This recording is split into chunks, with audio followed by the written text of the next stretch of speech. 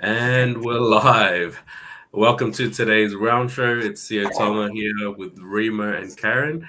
Scotty's not joining us today, so it'll just be us. And today we're going to be talking about why your personal situation should not stop you from achieving your property goals. So I'm going to be discussing with the team, guys. We often find many property owners, property investors who are in different situations. It seems like the overall common goal is financial security, growing their property portfolio. What are some of the common goals? How would you say the common goal is for a lot of the property owners that you guys speak with? Rima?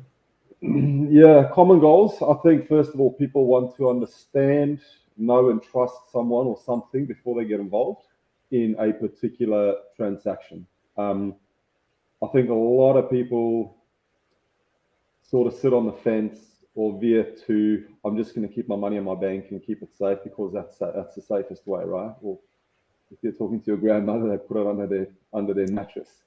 Um, But I think that's probably one of the most common goals is knowing, understanding, and trusting someone first and foremost, and then looking at the different strategies out there in how to create wealth. I think at the end of the day, we all want to create wealth, whether that wealth might be extra time with your family, a second income, generating enough income, passive income, having money in the bank, or buying investment properties, paying off your PPR, and so forth. I think the list of stuff I just went through, I think everybody that's sort of watching this or will watch this at a later stage will sit there and go, yep, that's one of my goals, or those are a couple of my goals, or those are all my goals. But I guess it all comes down to whatever you're doing, you're not alone, right? Yeah, awesome. And Karen, you deal with clients on for many years now on a slightly different side of things from where I typically meet clients. But from your experience, what are some of the common personal situations that you find property owners in when they speak with you? I know everyone we speak with, their situations are quite unique, but could you share some of the common situations that you deal with when it comes to property owners and investors looking to create wealth in their property portfolio? Sure. So most of my clients and the clients I deal with are wanting to buy one or two investment properties. Some are buying their own home, or a mixture of both. That the investment property then becomes their home years later. And most of them is just to make some money. A few of them, if they're in a certain wage bracket, want to take effect of negative gearing on properties. Buying a property to lose money is not always the best strategy unless you really, really got a lot of money. But generally, it's to get ahead, to own a property, rent it out while it's getting some sort of capital gain on it, or to buy your own home. That's the majority of what my clients are wanting, and the clients I deal with, just to make some money. Yeah, awesome. And so people are either wanting to own their own home, grow their property portfolio, and create wealth. We find that some of the inquiries that we get, and I'm sure a lot of people will be familiar with this, depending on their personal situation. Some of them will take action and move towards their goals, and some of them will get caught up in the details. Sometimes I speak with someone who's looking to set up an entity before making a decision, and it could be 6 to 12 months later before they even get their entity set up, and then they've bypassed many opportunities. Rima, what's some of the common situations that you find property owners get held up with that stop them from achieving their overall property goals? Yeah, I think maybe a bit of a saturation in opportunities out there. People sort of don't engineer their strategy backwards, figuring out what the goal is and then working out backwards. They sort of sit there and look at 10, 15, 20 different strategies that are currently in the marketplace. And it's not just property, it's crypto and stocks and shares and buying small businesses, buying failed businesses, building them up. as well as buying negatively geared properties, positively geared properties, buying 10 properties over 10 years to create passive income, then only finding out that they can only buy 4 because their serviceability falls away. And then realizing, hey, that there's other opportunities out there where they can go and invest or transact on projects without having to take on all the risks themselves and an end. So I think it's more just there's so much choice out there and there's a lot of research that you need to do. People get fatigued by having to do research and due diligence. And then they just go, well, it's easier and better for me just to sit back and do nothing.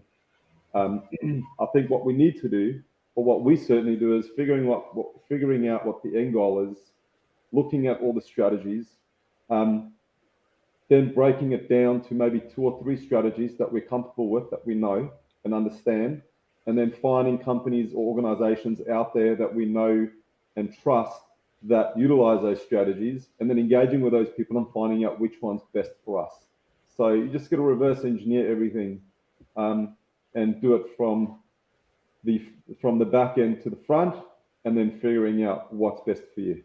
So I think it's just, having too many opportunities out there, not knowing which one is best. Yeah, so an oversaturation of opportunities, not knowing which one is best. For the viewers out there, let me know what seems to be the most common thing that either holds you back or stops you from taking action towards your goals. Karen, what are some of the things that you find with clients that stop them from moving towards their property goals? I find a lot of people sometimes it's a big thing to buy a house, but you got to live somewhere. I think I've told this story before. A lady I worked with, I met her over 20 years ago. And for about the 8 years I worked in that place, I don't know how many house inspections I went with her, and I can't count the amount of thousands of dollars in building and pest reports that she did. And every time there was some issue with the house, some problem. The kitchen wasn't in the wrong place. The bedroom wasn't in the right place. It didn't face the, something. And she pulled out every time and said, I am going to buy one. I am going to buy one. Well, we're 20 years later. She still doesn't own a house. She's now living about 45 minutes away from her work now because that's all she can afford. So some people, it's just procrastinating. There will never be a perfect house. There will never be the perfect development. There will always be some sort of compromise that you need to make. And you find either people jump in with no thought to anything, or they just spend 20 years waiting to buy the perfect house. And it doesn't happen. And there is a middle ground. There is a middle ground where you can either seek advice from people to get a little more, specialist treatment, specialist information around you on where's a good place to buy, or good deal to get into, and how to go about that. But sitting around twiddling your thumbs for 20 years is not going to get you anywhere either. So, yeah. Yeah, so that seems like a common one. There are people that do their due diligence and research, but can get caught up in those details and end up not making a decision. So for there are many who do make a decision, and sometimes they don't have all the answers, but they've got enough to make a decision on. Remo, can you touch on some of the aspects that you find from property owners that actually follow through in making a decision, and what helps them to make the decisions that are in line with their property goals? Yeah, so good question. As you would know, we just did a trip down to Sydney, did a full day event in Sydney, and had dinner and drinks with our clients. We did a lunch in Melbourne last week, and we did a dinner in Melbourne last week. So I'm going to go ahead and say that actually meeting someone face to face and getting to look the person straight in the eyes, we typically, as humans, we either get, well, we have what we say what we call a gut feeling, whether you get along with that person. So I'd definitely say that actually having met a lot of those people face to face is a contributor. Some of the other things that help people make a decision is factual data. So looking at research, stuff that they can go and research and compare their research with yours.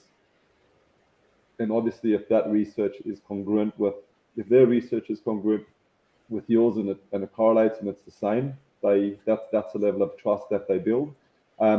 Contracts, forecasts, Gantt charts, feasibilities, again, all factual information. Some of our clients having spoken to some of our clients that have already transacted on projects and been paid out. Those are sort of the things that help people get along. Putting them in touch with some of our strategic partners to understand how they can get equity out, and also them having a look at our team, who our team is, and obviously looking at the experience that comes along with our team. Those are certainly factors that has helped them. But I think at the end of the day, it's understanding wholeheartedly what we do, how we do it, and meeting face to face to build trust over live events. Those are some of the main things I think has helped our clients get over the line. Yeah, so there is an element of a bit of a gut feeling that people have when they meet you face to face. We speak to a lot of people that have been to many property seminars and spoken to many different property experts, but for some reason they don't quite get the feeling that they trust the person. So, Karen, what would you say are some of the key things that differentiate those who follow through in making the property decisions towards their property goals? What's some of the key things that you find in those types of property owners that move towards their goals? I always find getting the client to do it for the first time is the hardest, because you have to build that trust, you have to build that rapport. But once your clients are in and they've gotten to know you and maybe you've met them, many of our clients, they keep coming back. A lot of them are in, we've bought multiple properties for them, or they're in multiple developments, or both, because they now, they know you, they trust you, they've met you, all of that. And that makes it a lot easier. But it's getting that first one done, that first transaction, or that first property, or the first client, first time for them, getting to that point. And obviously meeting them face to face certainly helps. A lot of our clients are overseas, and it doesn't end up doing a lot of FaceTime with them. But a lot of other clients we do get to meet and go around to look at properties with them, and that certainly makes the journey a lot easier when you're face to face with them. It's a lot easier to trust someone when they're right in front of you. But yeah, once clients are on, then they just keep coming back to us, which is a wonderful thing to have. Yeah, and let me ask you. You speak to probably more people than anybody, more so investors or people that already own property and looking to get or diversify their portfolio. What are your thoughts?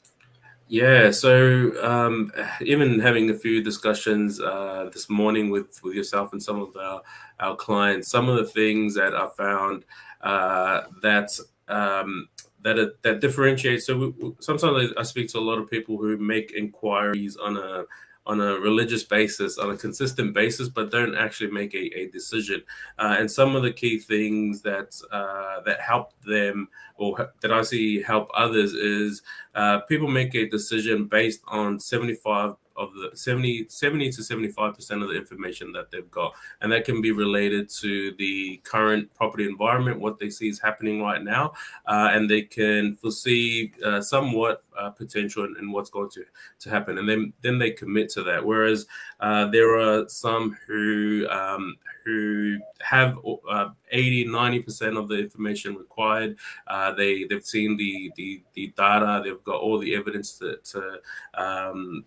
know that things will move forward, but then they'll get caught up in some minor details that really hold them back from making a decision. I think that's the key thing. Once you've got 70-80% of the information that you need, as well as the gut feeling that you have meeting someone in person, having that level of trust, and as you mentioned, having spoken to others that have worked with someone in the past, that ultimately helps them make a decision, and following through, I think, is a key thing. It's very easy to get distracted with setting up an entity or how to get started, who to speak to. You can speak to a million people before making a decision, and that list never ends. So those that can make a decision on 70-80% on the information required, I think that's the key thing I find with those type of property investors that work towards their goals. Yeah, I think there's a saying, something along the lines of doing nothing and doing something both carry the same amount of risk. Yeah, so like similar to what Karen was saying earlier, how it's 20 years of doing nothing compared to someone who tries doing everything and anything over that period of time. They would have learned what works, what doesn't work, and be able to make key decisions through that experience of taking action. So I think that's a key one as well. I wanted to ask you guys what regarding the current property environment and what's happening in Australia right now. Some of the questions I'm getting from property owners on what they should be doing in the next 3 to 5 years. When I often ask what their 10-year goals are, and they'll give me questions around the next few years, because we've seen a bit of a boom over the last couple of years, and they're not sure whether it's going to continue, whether they should take action throughout this time, or is it a time to wait? Is some of the questions that I'm getting. Let's start with Reba. What's your feedback on the current property environment? Look, I think, one of the things that I think Scott mentions this a lot. The question that people always ask is, when's the right time? Like, is it a good time to get into the property market now, even knowing or thinking that the property market's up here, like we've just gone through this big boom? Is it still a good time to buy? I guess at the end of the day, it comes down to what it is you want to buy. Are you in a position to buy? And if you are, then do something. Don't just sit on your hands and do nothing purely because you think that the market's going to come down, and then you'll buy when the market's down, and then it's going to go up again, and then you'll get some equity.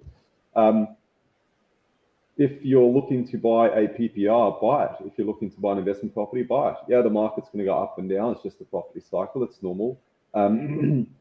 Takes about 18.5 years for the property market to double. So if you're buying $1 million house today, in 18 years' time, it'll be worth $2 million. The reality is, though, there were people that bought a $1 million house in a lot of parts around Australia 3 years ago, and it's doubled in value over the last 3 years. Again, it's not fluke. It's just the property market. It's a cycle. So, when's the right time to buy? The right time to buy is when you can afford to buy, when you can afford to invest, when you can afford to transact. Do it. That's the reality. Property is Australia's biggest commodity, right? We don't manufacture and do all sorts of other funky stuff, and we don't have bent crude oil and stuff like that like they do in other countries. Real estate is our biggest commodity, so take advantage of it. It's, in my opinion, I think we're always going to have a really healthy economy within the real estate industry in Australia. I don't think it's ever going to die. I don't see the property market coming down and going through a correction as such. I think what we'll see is potentially a market slowdown, and then we'll keep seeing property market go up and up and up, as we have for the last 100 years. So my one tip is, though, stay away from units. Don't buy an apartment.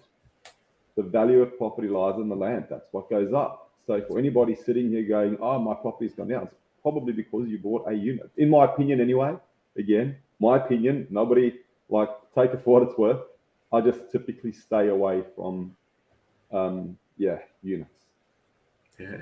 Awesome, Remo, and interesting you say that there is always an opportunity, no matter what stage of the cycle, depending on what your goals are. There'll be a strategy and opportunity for you. Karen, what's your feedback on the current property environment, and with in regards to questions like, is now a good time to buy? Should I be waiting?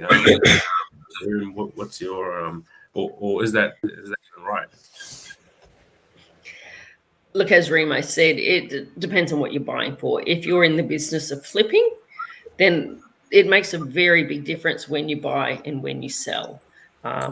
In developments, if it's going to be a 2 or 3 year development, you don't want to buy at the absolute peak, which we're sort of around at the moment, and then be ready to sell in, say, 2025, when we're expecting things to, it's not going to crash, but to settle, or a realignment of, ridiculous prices more so.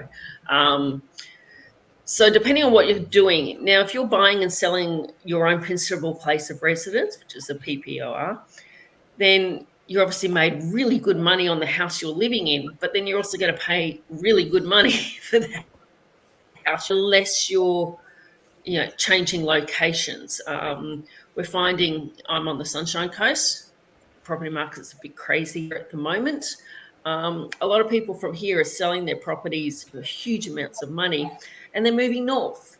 So they're going to Bundaberg, Gladstone, and even further north and west, where suddenly they get way more bang for their bucks for their money, and they've got a heap of leftover cash. So it all depends on what you're doing. If you need a house to live in, then any time's a good time to buy. Just don't fall into that FOMO, that fear of missing out, because the media is beating up all this lack of housing and everything.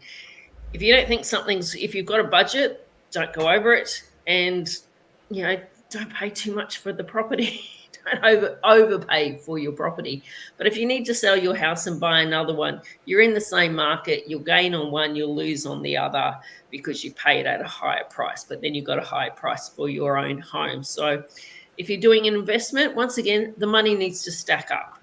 If we're at the peak of the market and you're buying top price for the house, but you're getting top price for your rent, and the money still stacks up at the end, then it's fine.